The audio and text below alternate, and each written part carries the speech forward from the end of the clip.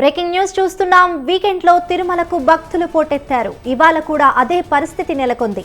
తిరుమలలో స్వామివారి దర్శనార్థం వేచి చూసే భక్తులతో 31 కంపార్ట్మెంట్లు ఫుల్ అయ్యాయి. ఇక టోకెన్లు లేని భక్తులకు స్వామివారి సర్వ దర్శనానికి 18 గంటల సమయం పడుతుందని టీటీడీ తెలిపింది. అలాగే సర్వదర్శనం, దివ్య దర్శనం టోకెన్లు కలిగిన భక్తులకు సుమారు 4 నుంచి 6 గంటల సమయం పడుతుందని టీటీడీ ప్రకటించింది.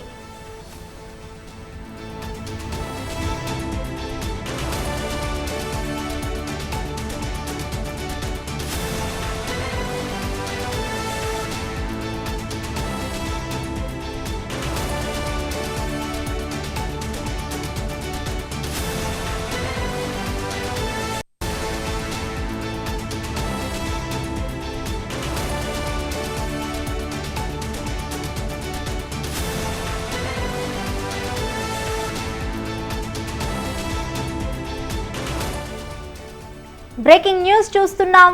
వీకెండ్ లో తిరుమలకు భక్తులు పోటెత్తారు. ఇవాళ కూడా అదే పరిస్థితి నెలకొంది తిరుమలలో. ఇక తిరుమలలో స్వామివారి దర్శనార్థం వేచి చూసే భక్తులతో 31 కంపార్ట్మెంట్లు ఫుల్ అయిపోయాయి. టోకెన్లు లేని భక్తులకు స్వామివారి సర్వదర్శనానికి 18 గంటల సమయం పడుతుందని టీటీడీ తెలిపింది. అలాగే అటు సర్వదర్శనం, ఇటు దివ్య దర్శనం టోకెన్లు కలిగిన భక్తులకు సుమారు 4 నుంచి 6 గంటల సమయం పడుతుందని టీటీడీ ప్రకటించింది.